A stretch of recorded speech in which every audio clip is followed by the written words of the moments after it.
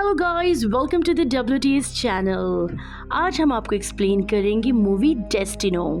इस कहानी की शुरुआत में हम 4 पुलिस ऑफिसर्स को देखते हैं जो सिटी का राउंड लगाने के लिए अपनी कार में निकल जाते हैं, जहां ऑफिसर मारियो और स्कॉट एक टीम में होते हैं और ऑफिसर मोरानो और सोपर एक टीम में होते हैं।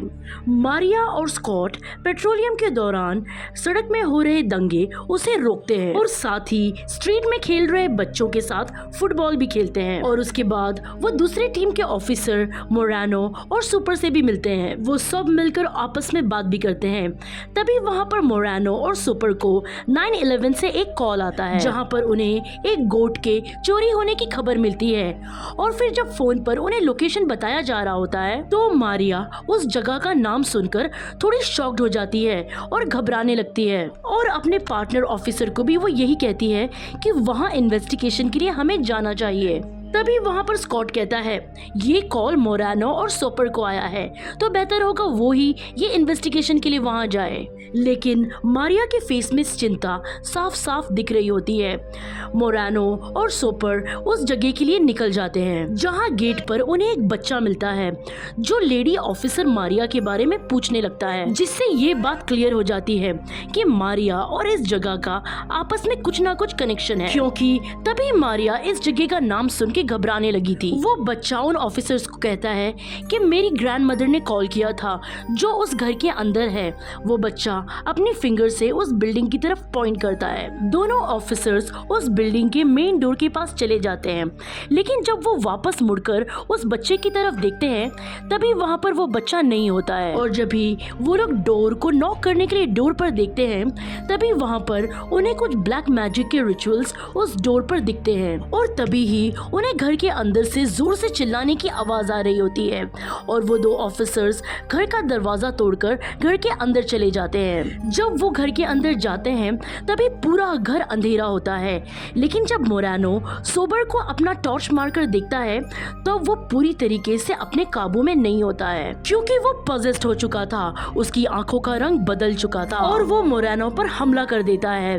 दूसरी तरफ हमें स्कॉट और मारिया को दिखाया जाता है, जो लोग रेस्टोरेंट में बैठे होते हैं और तभी उन्हें 911 की तरफ से वापस कॉल आता है। कॉल उठाने पर उन्हें ये पता चलता है कि मोरानो और सोबर की बहुत टाइम तक कुछ खबर नहीं मिली है, तो उन्हें जाकर मोरानो और सोबर को चेक करना चाहिए।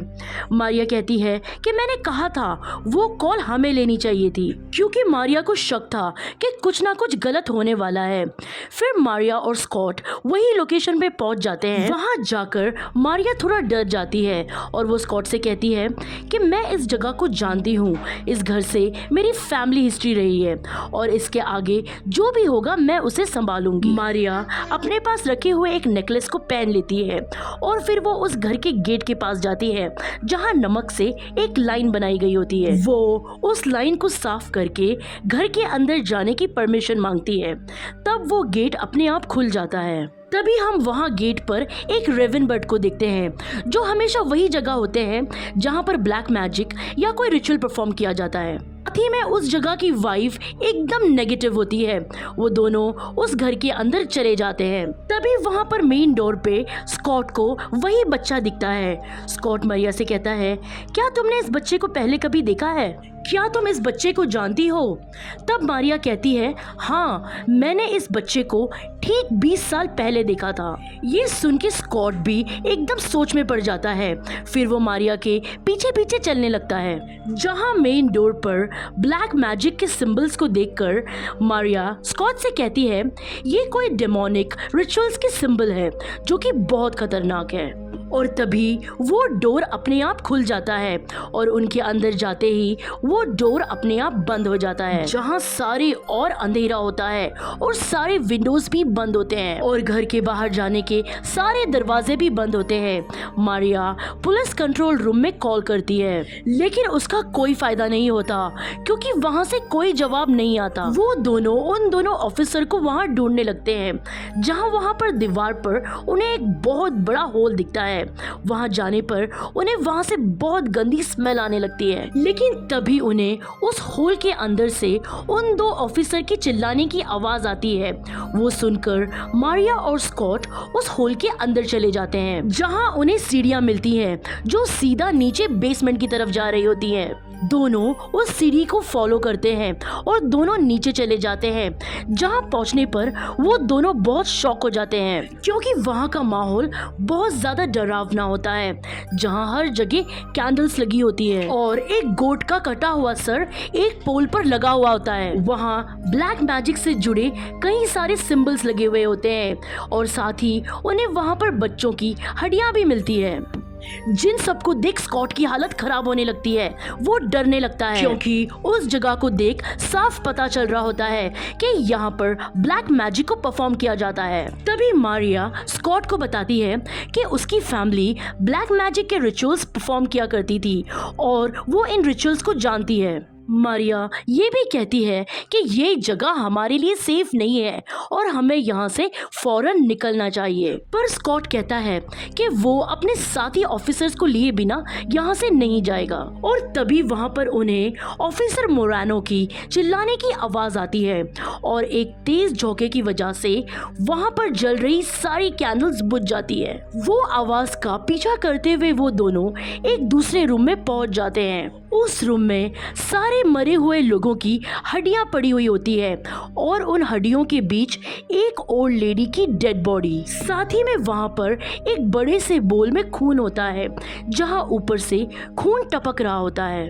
और जब भी वो लोग ऊपर देखते हैं तभी वो बहुत ज्यादा डर जाते हैं, क्योंकि वहां ऊपर ऑफिसर मोरानो की डेड बॉडी उल्टी लटकी हुई होती है, जिसका सर कटा हुआ होता है, जिसमें से खून टपक कर उस बोल में जमा हो रहा होता है। ये दोनों इस सदमे से बाहर ही नहीं निकले थे, तभी वहां पर एक तांत्रिक जैसा आदमी आ जाता है, जो किसी और ही भाषा में चैंटिंग करने लगता है, जिस पर स्कॉट गन पॉइंट करता है, जहां वो तांत्रिक स्कॉट को पॉजेस कर देता है और स्कॉट उसके वश में आ जाता है और स्कॉट मारिया पर ही गन से शूट करने लगता है, जहां बचकर मारिया एक जगह पर पहुंच जाती है और गन से उस तांत्रिक को मार देती है और अपने गले से लॉकेट निकालकर कुछ चैंटिंग करने लगती है, जिससे स्कॉट उस पोजीशन से बाहर आ जाता है और वो दोनों वहां से जाने लगते हैं। लेकिन तभी वहां पर ऑफिसर सुपर आ जाता है, जो अभी भी पोजेस्ड होता है और वो उन पर हमला कर देता है।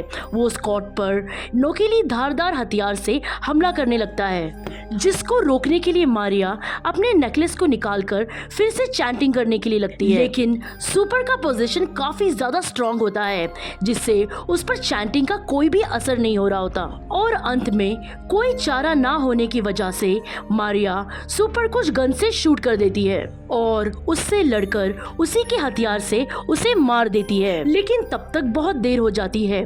सुपर ने स्कॉट को बहुत जख्मी कर दिया था, जो कि मरने वाला ही होता है। लेकिन मरने से पहले स्कॉट मारिया से कहता है कि तुम इस जगह को पहले से जानती थी। ये कहकर वो मर जाता है। मारिया इन सब से बहुत ज्यादा दुखी थी, क्योंकि उसके सारे साथी मारे गए थे। वो उस ओल्ड लेडी पे बहुत ज्यादा गुस्सा हो जाती है, क्योंकि सब कुछ उस ओल्ड लेडी की वजह से हुआ था। मारिया उस ओल्ड लेडी से कहती है कि मेरी माँ बहुत पहले ही तुम्हें मार चुकी थी ताकि मैं जिंदा रह सकूं। ये कहकर मारिया उस ओल्ड लेडी पर गन पॉइंट कर देती है, लेकिन उस ओल्ड लेडी के जादू से वो गन काम ही नहीं करती है। तभी हम ये देखते हैं कि उस ओल्ड लेडी के पीछे से काफी सारे टेंटिकल्स बाहर निकलते हैं, जो मारिया को जकड़ लेते हैं। तभी वो ओल्ड लेडी मारिया को कहती है कि अगर तुम यहाँ पर रहकर हमारे रिलीजन को अपनाती या उसे सीखती तो तुम मेरा मुकाबला कर सकती थी, लेकिन तुम हमें धोखा देकर यहाँ से भाग गई। जिसके बाद वो ओल्ड लेडी एक कटा हुआ सर मारिया के सामने ले आती है और चैंटिंग करते हुए उस कटे हुए सर के खून को मारिया को पिलाने लगती है। जिसके बाद हमें मारिया को स्कॉट की डेड बॉडी को उस घर के बाहर निकालते हुए दिखाया जाता है, जहाँ पर वही बच्चा मारिया से पूछता है ग्रैंड मदर का काम हो गया क्या? और मारिया उस बच्चे से कहती है हाँ, काम हो चुका है। मारिया की आंखों का कलर भी बदल चुका था।